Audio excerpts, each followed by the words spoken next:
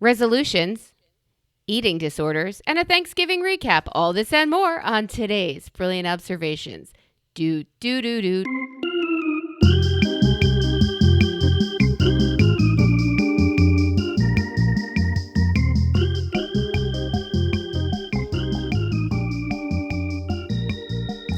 Hi, Amy. You've stopped your doot. You did a doot stop. I'm so off key. You off key. aren't. Every time I do it, it offends our musical friends. They listen anyway in spite of it. You know what? I had to rein it back. You know what? You are so up your own crack. Ain't none of that fucking true. Climb out your I am a crack. crack upper. Climb out your crack, Melissa, and recognize that everybody time to recognize. You better recognize. Everybody want to recognize that we love your do-do-do-do-do-do. It's the best part of the Looney Tunes. Do. See, I told you. Thank you. You got it. We're like the salivating dogs. That's how it happens. We've become accustomed. Is it kind of like when you go, okay, for me, I save the best for last, right? So if I'm eating a meal, just picture a Hungry Man dinner, right? Okay, yes, got it. You eat the necessary chicken, which is also fire, by the way. I would kill for it right now. Then you have that yummy buttered corn, but you save that brownie, or God fucking help you if it's a cobbler. Fuck you. But you save that very unique tasting brownie for the very end, right? Yes. It's your last bite. It's the best part. Although the corn, I could argue, is also excellent. Sugar, I don't know what they do. If that drops on the floor and the dog eats it really fast, how can you go on with your life? Well, you don't have a dog anymore, number one. That's it. That's the end of that relationship. Out the door you go. Bye. Sorry. It was nice. But like your brain expects it and it's on its way there. And when it doesn't hit or just like a really good bite that somehow falls or drops or you can't eat it, don't you feel empty inside? Don't you feel like you're completely missing something and you need to like fill that void with something? Empty inside. Wow. Yeah. That's a lot of weight on a brownie. It's just me. No, me? I have felt culinary emptiness when deprived of my favorite food. It's a great phrase, culinary emptiness.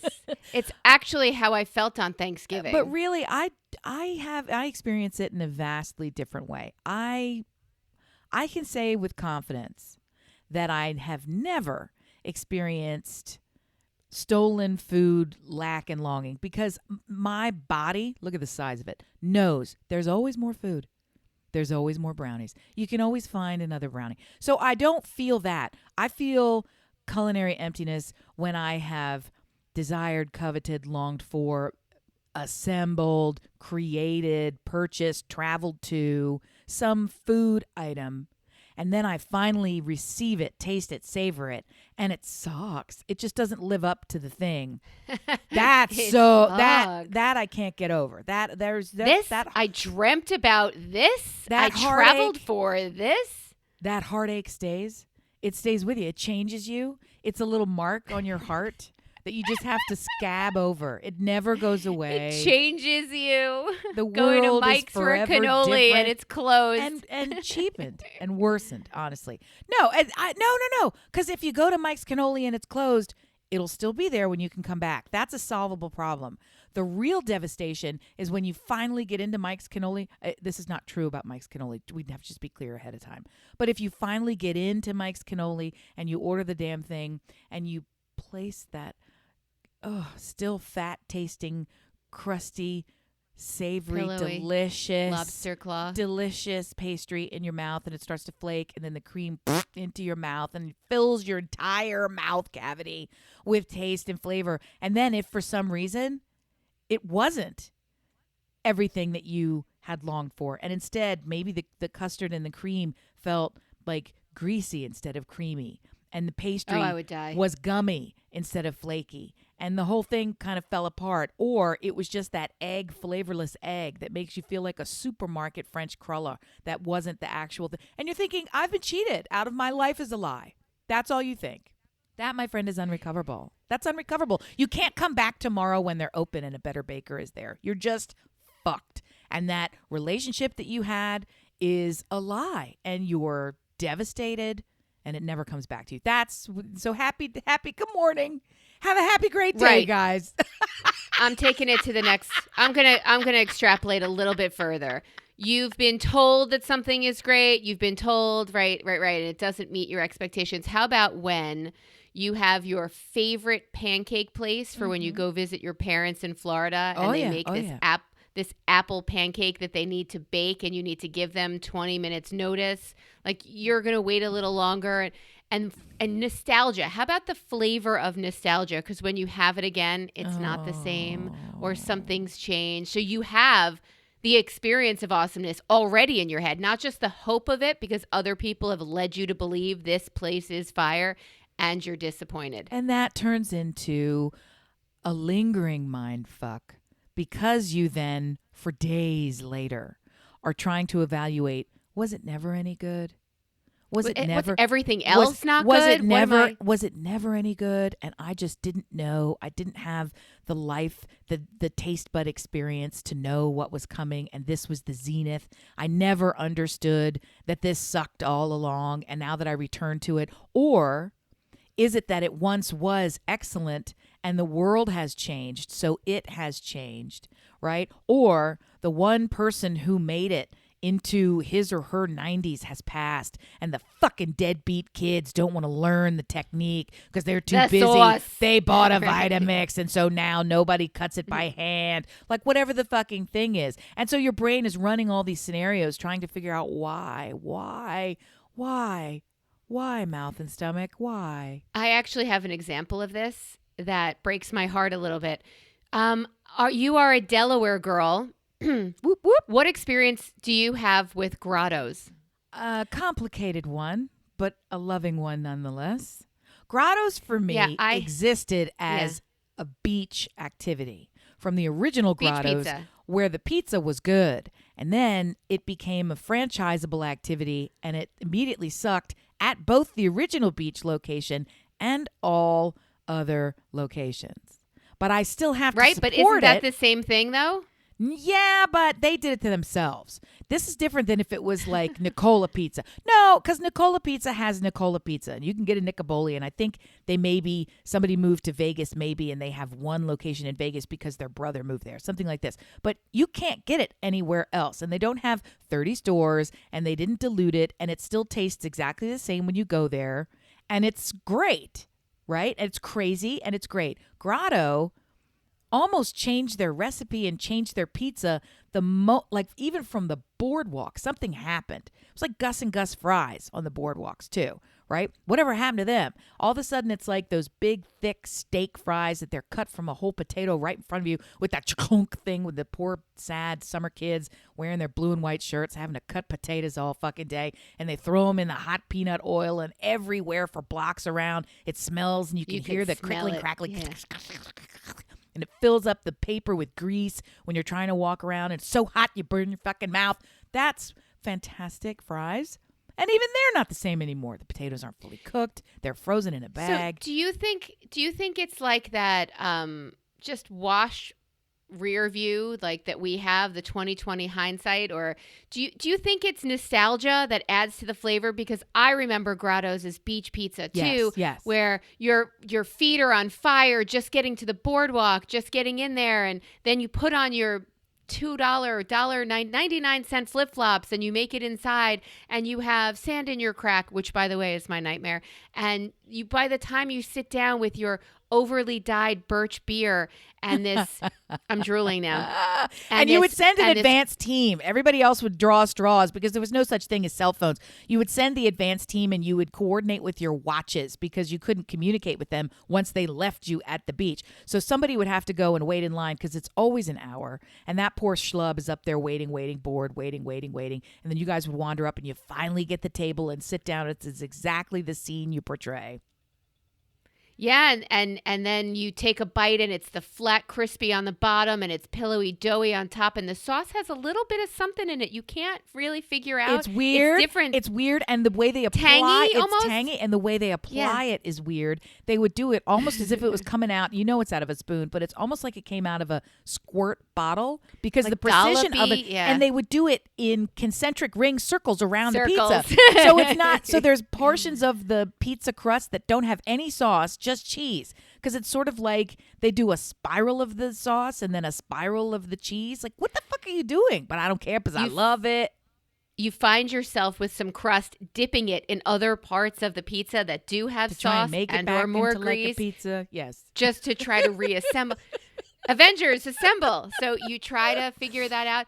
And then the crisp and the taste and the salt and the tang, which don't tell me. And those tables are too fucking small because you're right on the boardwalk, right on the beach, and they're trying to pack you but you're in. so hot. So and yeah, you're so you're all sandy. bumping into this gigantic, hot, too hot because it's fucking hot already. And then they bring out this scalding hot tin circle that's too big for the table. Nobody can eat around it, so you're like trying to jostle. It's a super uncomfortable experience the way we're describing it, but I love it. So good. But the pizza was on fire. The pizza was exactly what you needed, and the birch beer, Crispy, even though salty, sticky sweet, all of it scalding hot, together. good-looking people, tan faces, seagulls. Let's go!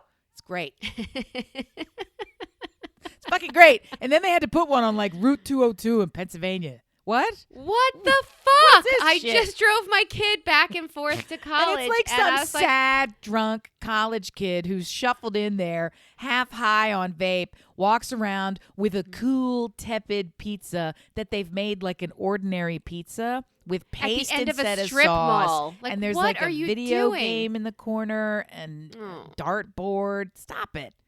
Why? It's bad. Why am I It's wearing bad. shoes? Why am I in here? I don't understand what's happening. Where's the ocean? Like, you're totally What happened to my missing red ocean. plastic cup? The whole thing is fucking wrong. It's fucking wrong. Yes, so you need to have scalded bare feet and sticky suntan lotion floating through the air. And somehow these women who look like they've been bronzing on the sun since 1961 and they weigh like 8 ounces and all of it bicep muscle. And they come through with 3 pizzas stacked on top of their head and they're like, here you go, here you go, here you go. And everybody gets it. Oh, man. That's not fucking Route Those 202. were the days. That's not Route 202 at the end of a strip mall next No. to a Burt's and Bees porn shop and With like a yeah. fake stucco outside and a stop it. And you fucking drive there in a car. So is it nostalgia that makes that first beautiful scene work? And this is just trying to it's not the same pizza, right? Right? It's not the Completely, same. in this case, it is completely not the same pizza. It is completely not because they themselves ruined it. I think circumstance conspired to ruin it, but they led the charge. Let's ruin our pizza product. Okay, They fair enough. specifically changed everything about the way they make it, the way they serve it, what's required of it, and then they removed any specialness by being stuck in the wrong location with the wrong Everywhere. ambiance, the wrong everything. Yes. It's a combination of Yeah. errors. Yeah, and that was super disappointing to me. Like I told you when we grew up, my brothers and I, we ate nothing, right? The fish stick with the tomato sauce on top. Red I- sauce. I I, get think nos- you called it red sauce. Well, it was just a stripe of tomato What did you from call the it? can. Red sauce. You called it something even worse than red sauce. What'd you call it? Plain A s- sauce. Did you call it plain sauce? Because they would serve it to you on a plane. What did you call it? Tomato sauce. You It's called just it no tomato. on pod the other It time. says You said I think you called it plain sauce or something like this. It was so awful. All right, the whole thing. Tomatoes on fish sticks. But Don't I go. have- Don't go. Okay. But I have nostalgia for shit like that too, and that's not going to be Wait a minute. good. Like there's- no, that wasn't good to begin with. That's not really nostalgia, honey. I feel like that's abuse. I think that's culinary trauma coming back to Okay, revisit. culinary trauma. Coming back to Okay. revisit. And if you're longing for it, there's something called Stockholm Syndrome, where I think you have Yeah. identified with your captors, right? And you've mistaken Yeah. sustenance for nurturing love and care. It's not the same. It's not fish sticks with plain sauce, otherwise known as a stripe of tomato paste. is abuse. Yes. That's abuse. That is absolutely traumatic culinary abuse. Well, I stopped the cycle. I did not pass it on to my children. Oh, thank God. And this year we did a catery Thanksgiving. My in-laws came in, and we did. Whole Foods was kind enough to make our Thanksgiving dinner, and their stuffing was ass. So You're yeah, kidding. how many? Yeah, it was terrible. How many days is too many days to eat leftovers from Thanksgiving? Go. If they suck, every day you throw that shit out. You don't keep it left over. I would say 2 days, because you don't eat it the next day. So it Oh, interesting. it relaxes for a day. It gets a vacation day, and then you can consume it on the second day. And then really, we're done with you. I'm done with this holiday. And if I want to continue this holiday food fest, I'm going to make fresh food. Out it goes. Goodbye.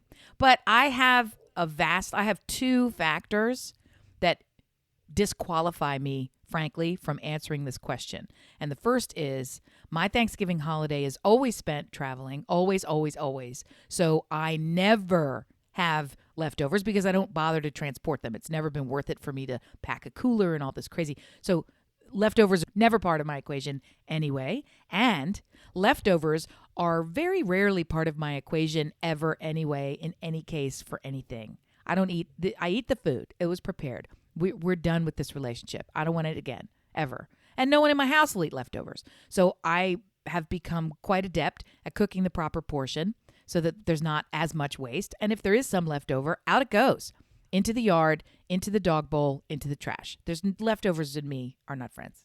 That's what I say. Into the yard. I so don't want to be your neighbor. Is that a turkey outside? We have birds and wildlife and foxes and coyotes and deer and all sorts Chicks of things. and ducks. And I guess we have all these things because goose. I'm constantly throwing meat scraps out there. But anyway, okay. Yes, 2 days. I did watch my mother-in-law eat turkey we don't eat till noon. So breakfast, whatever, the next day. And I thought, this is bad hosting. This is just bad hosting. Why did she choose So this? Because she's crazy? She wanted it? She thought this turkey's so good, I'm going to eat it again? Or is she from 1930 and decided, here's a food product. Feed the hump. I'm a camel. When you see, I think it's breadline mentality. I think it's no. There's protein on the We're not table. going to We're waste this eating turkey. it. It's still a turkey. I don't have to have joy in every meal. Do you People think feel pain when you throw out food the way she No. does? No. There are limited circumstances when I will feel a pang of it, but no. I feel pain when I throw out clothing. I feel pain when I even donate clothing or shoes, or I won't ever get rid of a book. With libraries in every damn room, and that's the problem. Even books I don't want, I can't divest of them. I can't. It's very difficult. But food has a shelf life, and I'm. It's not that I'm ruthless about it. It stops being food at a certain point. Do you know what I mean? It migrates over into, in the same way that I will absolutely relax the safety rules of food that's been left out too long, of something that's on the counter overnight. I'm going to fucking eat it in the morning. That's my 1940s mentality. I have no problem. Like what? I have no problem. Well, but you and my best friend Janine and, my fucking husband. People want to get all Like bent what? out of shape about shit that's left What out. the fuck are you eating that you left out overnight? Everything that's going to make you crazy. If you want to defrost your meat, I will leave it on the counter, and you're not supposed to do that. You're supposed to defrost it slowly in a refrigerated environment from the freezer. I know this. I know food safety and sanitation rules. I know this. I'll take that brick of slab of something and throw it on the counter, and when it's ready to go, I'll put it in the pan. I don't fucking care. It can sit there all day. That's fine. I bought things at the market to make dinner, and I made dinner, and I hadn't fully put everything away because I came in from shopping straight to make dinner, and I had some meat on the counter. And by the time I served the dinner, my husband was flipping out that all the meat had spoiled. And I'm like, it's been sitting out for an hour while I made dinner. Do you think it sits in a truck? Do you think that I get that the time it takes for it to be out of cold storage in my shopping cart, in my car, on my kitchen counter. Yeah, that's not great. And the longer it sits there is not great either. And putting it in the refrigerator is no big deal. But I was going to process it. I had bought a big thing of chicken and I was going to cut it all down and put it into smaller containers so that I could get to it easily, right? So I was leaving it out on purpose. I wasn't just leaving it out because I couldn't be bothered to open the refrigerator door. But he was acting like I'd left some kind of nuclear bomb on the counter and I was having us all eat radioactive waste. It's ridiculous. You're fine. You can eat a little bit of dirt. You can eat a little bit of salmonella. You can eat all these terrible things. You're going to have to delete all this because you can't do any of those things. I'm advocating totally terrible things. This is what I do. Gross. Come on. Come on. I won't Come delete on. it, You though. do- I want people to hear that you'd eat all this shit off the... I just watched the Seinfeld episode where George took an eclair out of the trash, but it was I sitting took on cream a doily. cheese out of the trash yesterday. Out of the trash. And I put it in the chicken salad. And guess what that chicken salad was? Delicious. Because I heard the kid. It was in a sealed tub with a lid. And the kid said to my husband, we don't have any bagels left. There's basically 1 tablespoon of cream cheese. Can I throw this out? And before I started to say, no, don't throw it out, Dad says, yes, you can. And I thought, it's not worth fighting. If I've got tons more cream cheese, I'm not going to worry about it. But when I was making the chicken salad, I thought, there's nothing wrong with that fucking cream cheese. And it's sitting on top of coffee grounds and some napkins in a sealed container. I mean, nobody's throwing up in the trash and putting in body parts. Can we It's talk okay. about putting cream cheese in chicken salad first? What? Yeah. What happened Is there? that a What do you think? regular additive is that a regular ingredient in your chicken salad? It is from time to time. What I like to do now, because I'm interested in increasing the protein content of all of my everything. meals. Right. So I want that creamy, thick texture. I want it to be a hearty taste. I want it to have good flavor. So I cut the amount of mayo that I use and I substitute cream cheese. So I'm actually sneaking in just the scant amount of protein, but also it's slightly lower. It's significantly lower in fat, but at the same time, it really bulks it up and it makes it more like... It sounds amazing. It sounds delicious. I made that sweet potato concoction stack thing. I took out the mandolin, which you Oh would my think would slice God. beautifully because it's sharp as fuck, and it was challenging to slice the sweet potato perfectly. Everything was challenging. And my son said, do you have to do it savory? Can you use like brown sugar and butter instead? And I said, yes, son. Now you tell me. I can. I can do whatever the fuck you want. Yes, I can. And I did. And although it wasn't as pretty as those perfect round stacks of probably perfect delicious. potato slices, the crispy parts that had brown sugar and butter caramelized on top of it were amazing. They were amazing. So well, I'm I here have to tell you, write sweet down- potato is one of the hardest things to have to mandolin because it's so firm and sturdy. It's Starchy. just difficult. It's Yeah. difficult to cut through. They're hard to cut with a knife. So, congratulations for using your mandolin. So and is a making it regular work. potato better? To cut on a mandolin? Yeah, 1,000% better. It's like the difference I don't between know anything cutting. about food. Well, you can picture cutting a carrot on a mandolin. Now picture cutting an apple on a mandolin. The apple would be easier to cut. It's denseness is the Yep. issue. It's Yep. complete. All right, so I made that as per his request, and then my husband's like, I like the one with the marshmallows. So while I was out, I picked up a small tray of marshmallows also, and everybody had what they wanted, except for my daughter and myself, because we don't like Thanksgiving meals or sides. I feel like every human, mostly women, has an eating disorder.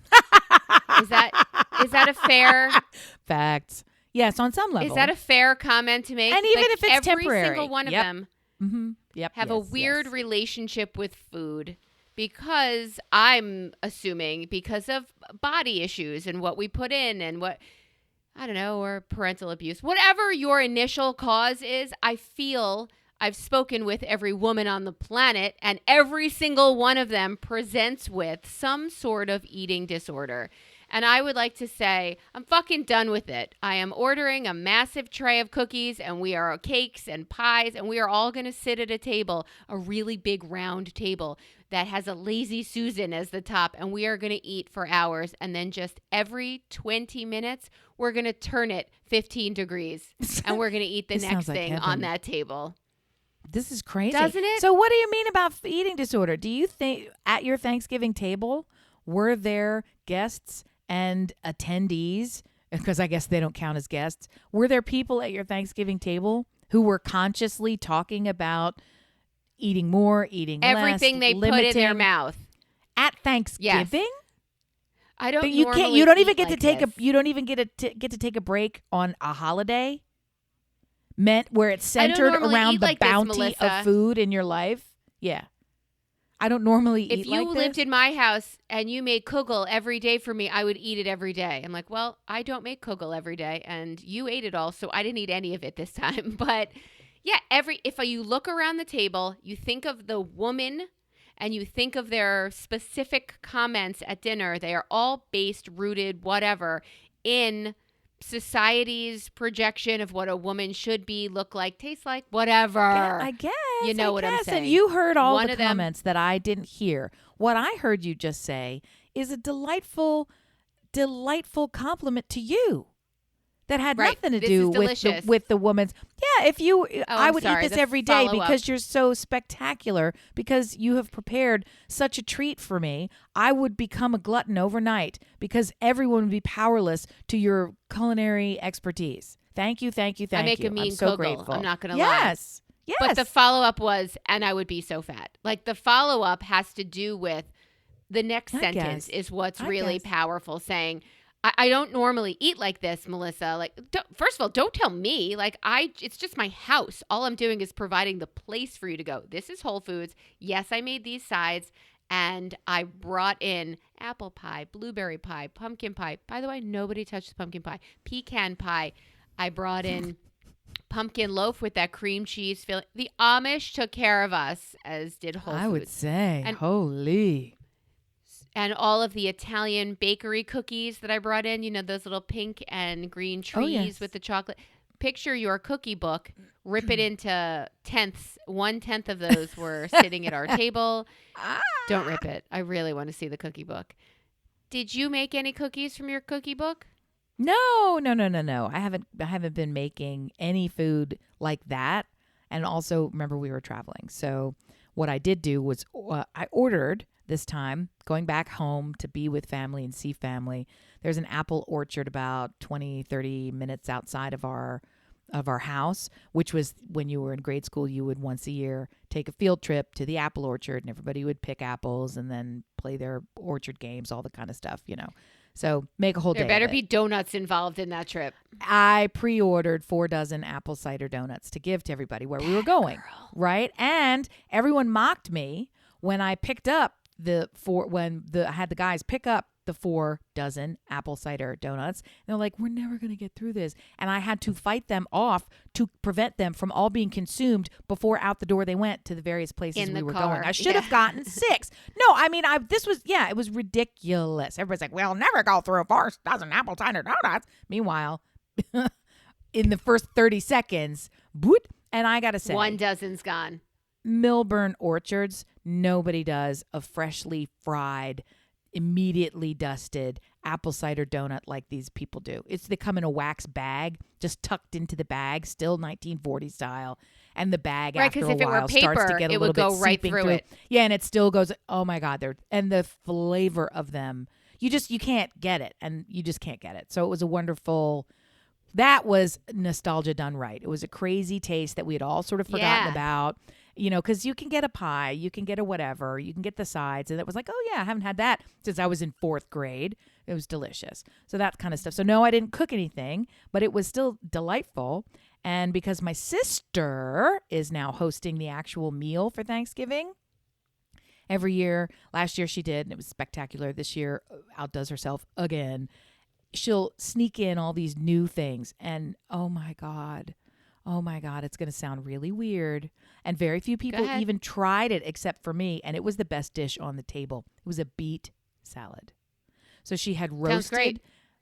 roasted these blood cranberry red beets and put them all around in a, chopped them up nice around the outside of the dish. And then inside was a mixed. Do you know those sunrise beets that are sort of, they're 3 different colors in one? It's orange and Yeah. yellow and red. So those were in there, but also roasted butternut squash. And she threw in some pepitas for crunch. And I'm trying to think of what else was. Oh, the plumpest dried cherries you would have thought. We thought they were dates. They were that big and that plump. So it was just, I can't even remember all the stuff that was in it. You would just keep eating it, and all the flavors melded together. And she even said there was supposed to be goat cheese on top, which she forgot. And I hate goat cheese, so I was so glad that she forgot it. It was the best. It was just so creamy and delicious. It was like an alternate mashed potato stuffing situation that was spectacular. I got to tell you, we ask for feedback every fucking episode, and it is always bizarre to me what people do feedback.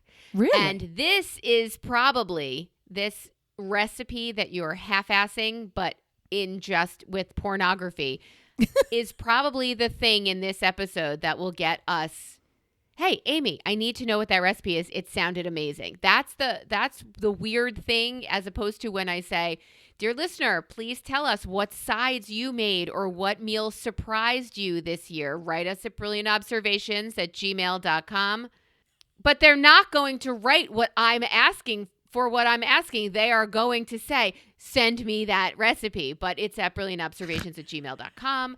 Go to, like I said, go to Instagram, Listen Brilliant, and put up a picture of your guilty porn love, whatever, your shame fuck from last week. Your no-tell bang, I think is what it was, if I recall.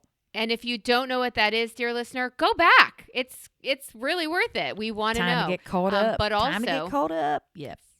Find us on Facebook, Brilliant Observations, and Brillob Squad, which is where from this coming Monday on, I will be posting lyrics on Mondays for you to give me the next line. I am going to find what I hope to be an obscure lyric, and we are going to play a game every week, and you will just give us the next lyric. So I have to do that. I've been making a list and checking it twice. Gonna find out who's Jewish and nice. So I love to put out recipes, and I will absolutely get that one from my sister and put it out. And I will steal her recipe, Speaking whether of she knows it or not. Jewish and nice, I watched the Rock and Roll Hall of Fame induction. Yeah, I had a friend go to that. How was it? It was probably the best musical anything I've seen on Oh TV? my God. I don't know, that I've seen. It was amazing. I'm going to miss tons of people who got inducted, but Pat Benatar, the Eurythmics, are you sitting? I see that you are. Dolly Parton and Lionel Richie and Eminem. What? Duran Duran. Yes, please. Duran Duran. And Duran Duran. Duran Duran. I don't really like Simon Le Bon, but because I think he's an arrogant asshole. But that's only because he's been touring so much now on John TV Taylor. shows that I'm like, I loved John Taylor. Yeah, I get it. And Roger, like they were all there and they were fantastic. They do have younger members of the band because, hello, we're old guys. Wild boys. So, old guys. So I watched this, and John Cougar Mellencamp came out to speak because there was an inductee who was their lawyer. He was their agent. He was their, and I don't ever remember seeing a lawyer inducted into the Rock and Roll Hall of Fame. But 3 points from the whole thing. They inducted a lawyer, and he's an Jewish guy. Oh, he must He's have an helped old everybody. Jewish guy.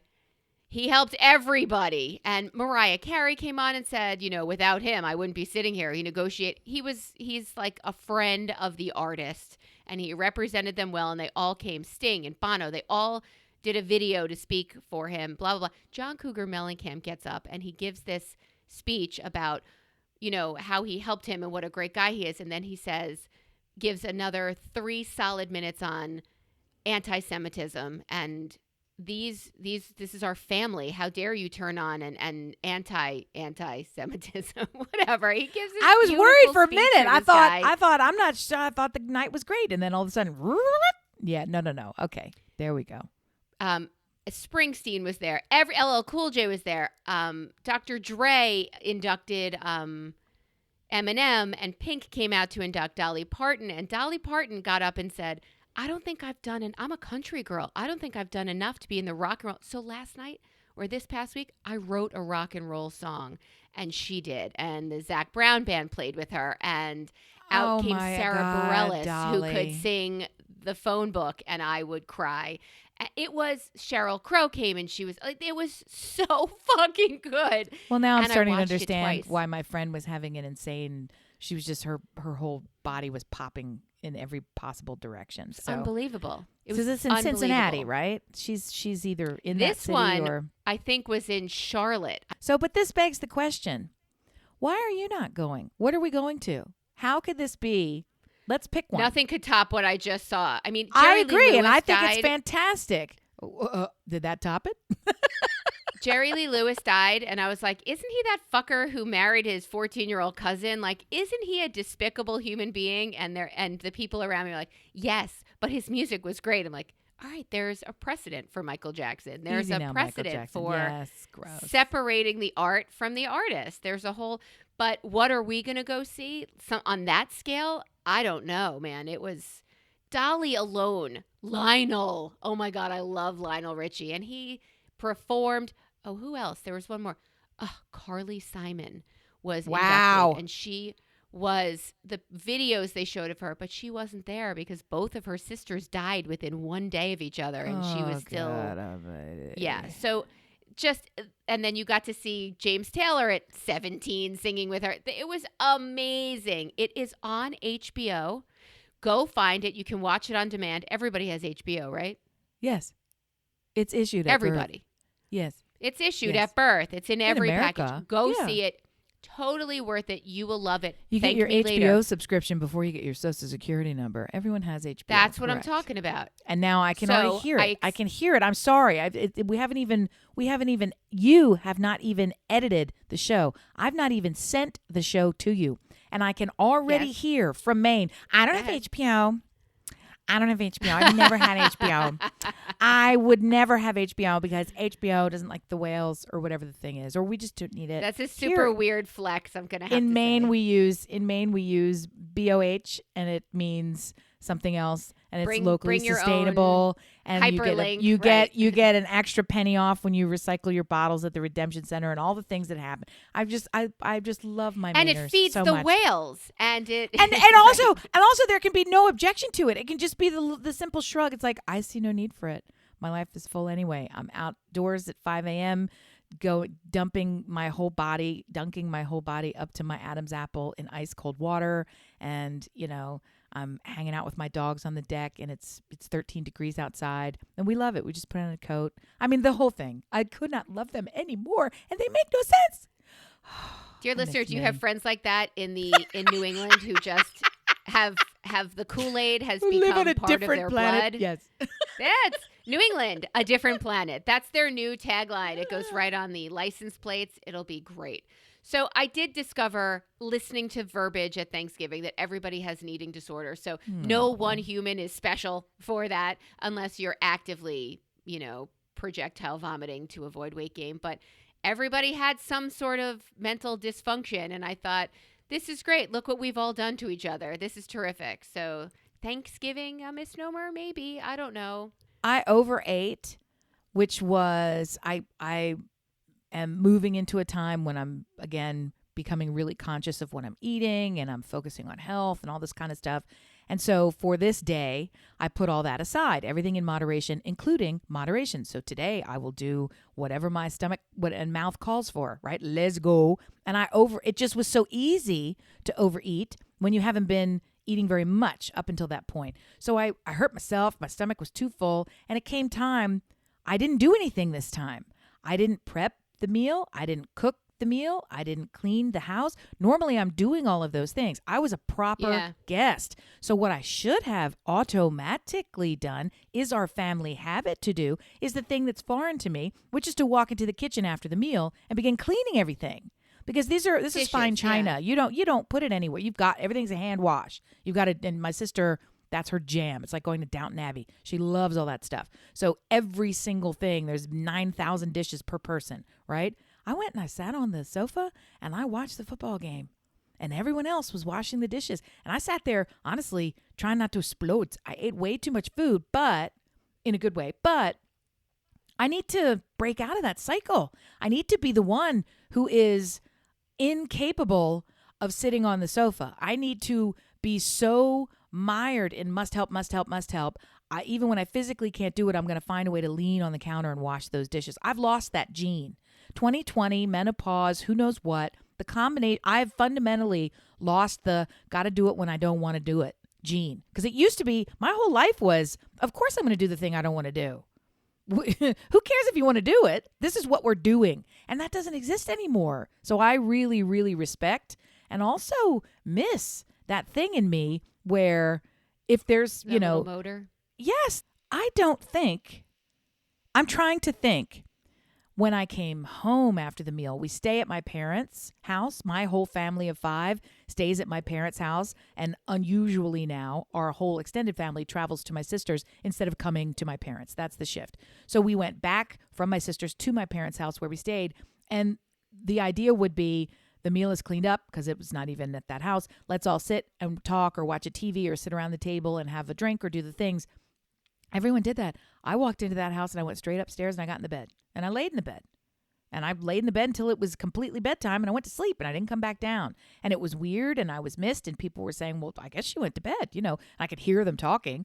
And I just stayed up there. My body needed it. Okay. My body needed it. And I felt odd and I felt I owed them an explanation and I didn't give them one.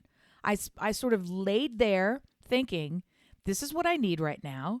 And what can be more important than taking care of my body and my needs? Because if I don't have that, am I going to die? You're useless. No, you're useless Well, to everybody else around you. 3 years ago, me would have been sitting downstairs, extremely uncomfortable, unable to really follow along in the conversation, hiding the look on my face so that nobody knew, and just praying and counting the minutes until it was time to go upstairs without being noticed. I've done that for years. I've done that. And I didn't do that this year. So is that a good thing? It feels like it was not a good. I don't feel like either one of them is good. I don't know what's good. If your body needed it, you honored your body, and I'm a fan of honoring the body. Well, I'm trying. That's this whole self-care bullshit. So I'm trying to do it. So okay. Score 1 for me. Thinking of your self-care resolution pregame. What are you resolving early? Are you skipping December and deciding to share your resolutions?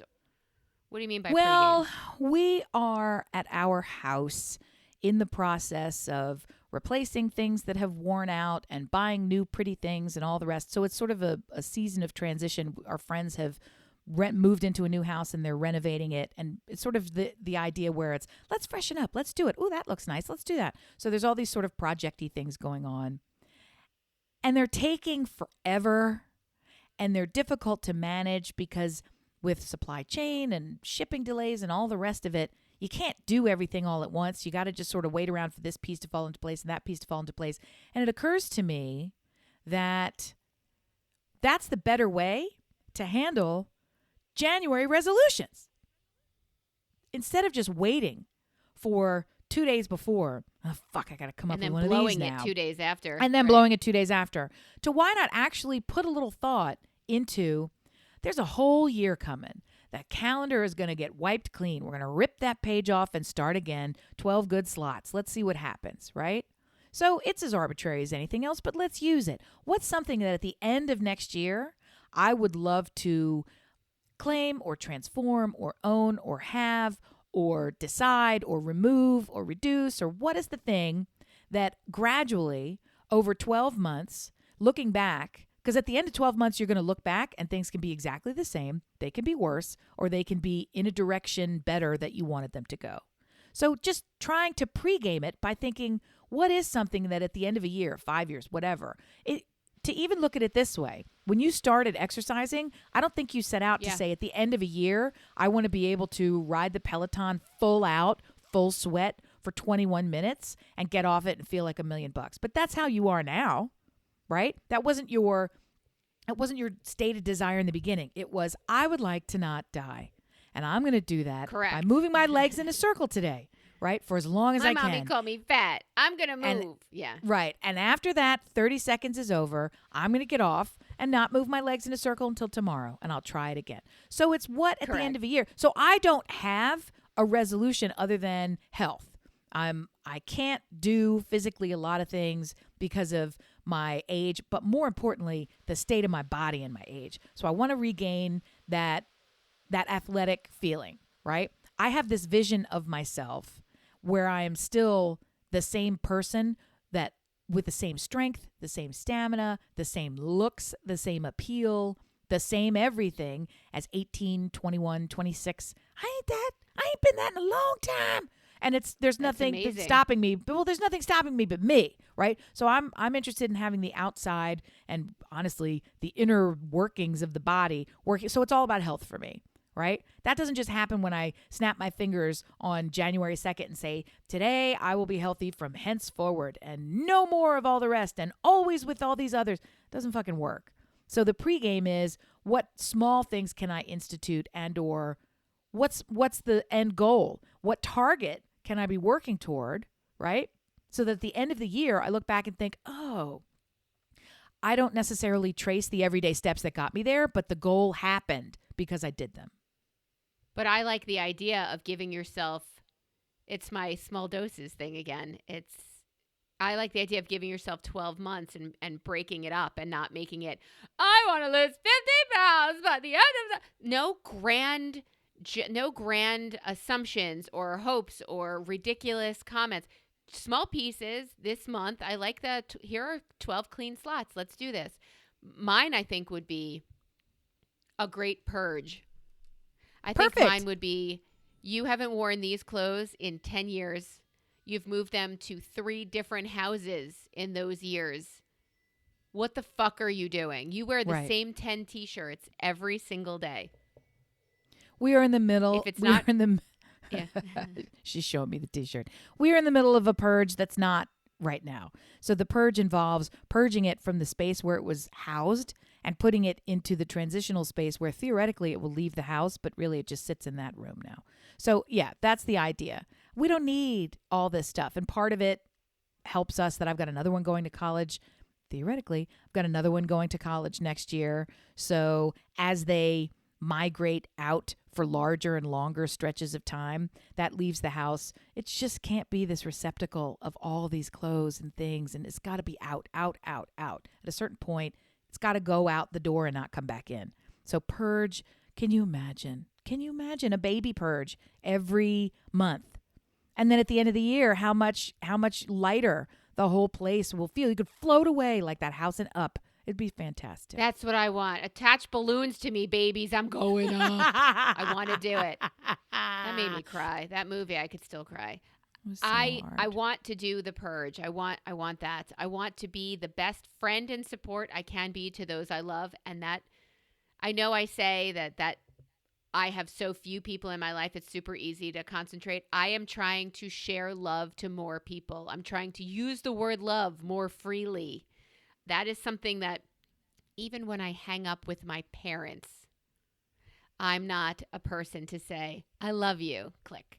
And Amy, I've never hesitated to say it to you. So I know it. I have this like abuse thing. I have this thing where in the back of my head, I don't think about not saying it to them. But recently I was like, wow, even hearing it feels awkward. So I am spreading more love. I am sharing love, spreading love. If I see you, you will get hugged. If I get a virus, I will regret it. But until then, I will be loving and hugging and sharing love because I feel the deprivation we had for 2 years. I feel it in my bones. And I didn't realize that I was half made of other people's love. But I am. And I am that vessel who does need it. So I will be sending it out and I will be receiving it as best I can over the next 12 slots in your calendar. I love it. And then start writing it down. Set some targets for yourself. Start thinking about how you can measure it because what gets measured gets managed, right? So Is it's it instead of crazy that 40% more is accomplished when written first. Right. Does that and make that's sense? what they Did I say that right? I even think it's higher than that, depending on the way that you concoct it. Like it's a goal that's written down. Oh, a goal that's written down is 40%. You're already 40% more likely to achieve it if you simply write it down. Correct. Then if you break it down into action steps and or a timeline, the success rate jumps to 90%. So if That's 90% of success is taking a pen and writing some shit down, are you kidding me? Are you kidding me? So making a plan, are you a planner? Making a plan helps. It helps accomplish the plan. So I'm just trying to think of my part for the resolution pregame is wanting to know what I want. What do you want? What would make you happy? But some people immediately have it and they can blurt it out and it's on top of mind and it never goes away. I don't know what I want. That's the truth. I really don't know what I want. So even figuring out the thing that I want, coming up with what's your why, even coming up with the why, the what, the thing, that's going to take a little time. So Right. why Start not put now. some time against it? Why not focus on you don't get what you want if you don't know what you want. So I got to start there, right? Figuring out the thing that I want. So I know I want health. Okay. That's an easy one. So I'm starting there. Yeah. All right. Well, that's my ask this week, dear listener. And you're absolutely going to write for that fucking recipe. But my ask this week is, what can you start breaking into doable doses? What are your plans and goals for the coming year? You have an entire month right now to just think about it. And using the think system from Harry Hill. I'm not going to remember. I was trying to worry, is this Pygmalion or Music Man? So I'm not really going to know. It's the Music Man. Did you see Harold. that TikTok? The Music Man, Harold Hill. That's it. Yeah. The Music Man is on Broadway, and it's one of Equity Fights AIDS. You know, every once in a while they have a little fundraiser at the end of the show, and the cast is out with buckets.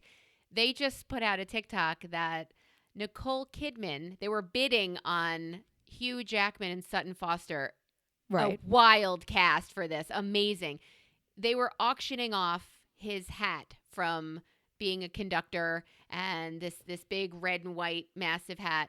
76 trombones led the big parade. And it was Nicole Kidman who raised her hand and said, it was like $100, $1,000, $10,000. $100,000 Nicole Kidman gave right in the middle of the audience. Was she in the audience?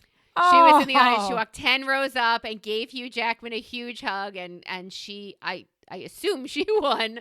And she bid on his hat, on the costumes from the show. That's so fun. $100,000 for Equity Fights AIDS. So that was kind of amazing.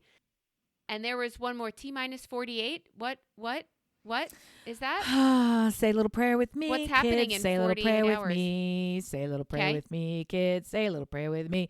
December 1st is the day when the early decision college to which my son has applied. I thought I was done with this. So here's how it works, real brief. Early action means you have applied early and they will answer you early, and then you have until May to make a decision.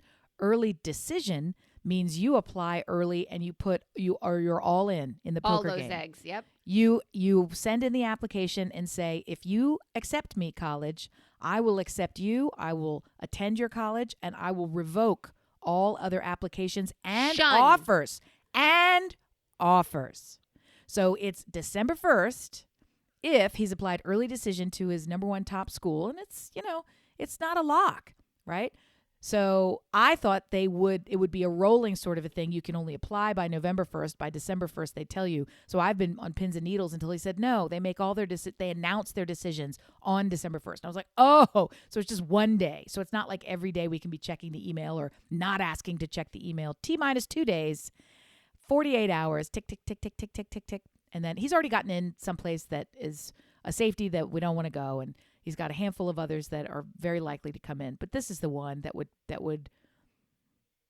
make the smartest decision all around and make him very happy. So 48 hours to go. Oh, my God. And then we'll know, or we'll be crying. Well, and his good friend was a legacy at a very big deal school and really thought that this was a lock, then got deferred through early decision, which is a stunner. Got deferred the night before Thanksgiving and was honestly in tears. And so the two of them, he went into the bathroom at the family home and was, talking him down from how shitty and sucky that is. And as sad as it is, because the friend is far better positioned test-wise, grade-wise, legacy-wise, money-wise, all of it, much better position.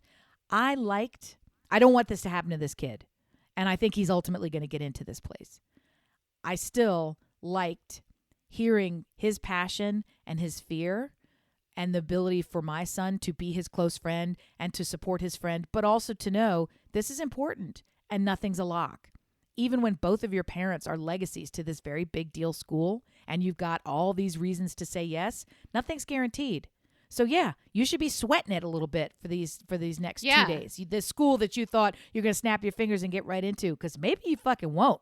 So I sort of liked the bite of urgency, which doesn't visit his doorstep often enough. So anyway, but it could visit really hard on December 1st, in which case I'll be sweating it again, and I'll be like, well, fuck, what are we going to do? But December 1st. We had that. And now publicly I get to come and tell everybody whether he did or he didn't, but that's the heartache of it. So fingers crossed that it works out well for him and our family. This would really be great. So I am hoping for it too. 3 times you need to go through this. Ours were back to back and they were over. But yeah, I told you our friends and the whole Michigan story, they are all legacies. They're all alumni. The uncles, the aunts, the parents, the grandparents. The kid had a 4.4. He was the head of everything. And he didn't get, he's at Tulane right now. He's a really bright fucking kid. And that's an excellent school, but yeah. It's a very tough to even know. There's no method to the madness. It changes every year. The method changes every year, and it's incredibly infuriating. And I thought I was done, and you just threw me back into the lion's den with the T-minus 48 hours. So I will be not done. I got one more beyond that. Yes. I have a feeling that one's going to get recruited for lacrosse, though. That one's going to get sucked up by somebody. He is. And I'm knocking on the actual wood. He's already been reached out to directly by at least one Ivy League coach who emailed him. I'm like, he's 14. Slow it down. Email us, first of all. But yeah, so that's actually nice. Email Brian. That's you email. Leave you out of it. All lacrosse things go through Brian. So we'll leave it at that. Hey, I was fucking furious when I finished hosting 4 days of people and realized that I never served the quart of half sour and quart of sour pickles that I had purchased for the dinner table. No. I was going to cut those little cute spears, and I had a pickle tray. I had everything ready to. It's the little things, isn't it? Fucking furious. Did your sister forget to serve anything? Yes. She forgot to put goat cheese on the beet salad, which I think improved it. No, that was good. Right. Which I think improved it. And the only thing that my baby son asked for, she forgot to serve entirely. He asks for rolls. He likes the stupid crescent rolls from the tube. She forgot to fucking make them. Didn't even make them. We thought of you at Costco. Yep. We went to Costco, and my daughter picked up an enormous bag of dinner rolls. And she goes, let's do this. What'd she say? let's fugazi this. And I said, yeah, we're doing it. And what was a huge hit? They were not like light, fluffy, airy. They were like dense, solid, good rolls. They were perfect. They absorbed your hot butter that had been sitting on the counter with Amy's chicken all day to soften up. Yeah, it was great. But those if fucking you're going to pickles, ride to the hospital, it ought to be on the back of a hot buttered roll with a little salmonella chicken. I'm just trying to say. It's delicious. Hot buttered roll. Dear listener, what was the best part of your holiday? Do tell us. We'd like to know. We need to know. Thank you so much for turning us on. By the way, you turn us on. So thank you for that. we can get through a whole episode without going blue, without going sexual. We should have done this in time for people to have their Thanksgiving travel so they could listen to this. Oh, it's not all dirty. And we didn't talk about duty at all this entire episode. There was no scatological conversation. That's rare for me because you know what they say, everybody poops. So that's big for me. So you're welcome. And again, thank you. We love you guys. And you know my body is filled up with poop. So this would have been the perfect opportunity for me to talk about my post-Thanksgiving dumpity-dump. But instead, we've spared you that honor. Now it's time for us to say goodnight and goodbye and good luck and Godspeed to you. And we'll catch you again next week. You better show up with all of your resolution pregame homework done, worksheets tick boxed. You better do it. We're watching. Should I put a worksheet on our site so they have? Oh yeah. Nah, they love going there to check that and download homework? it. They love homework. And they hang it up in the walls and talk to their friends about it and share it, photos on their phone. Oh yeah. Comment on all the socials. I guarantee that's going to happen. You go first. Love you. Mean it. Bye. Little giblets at the end there.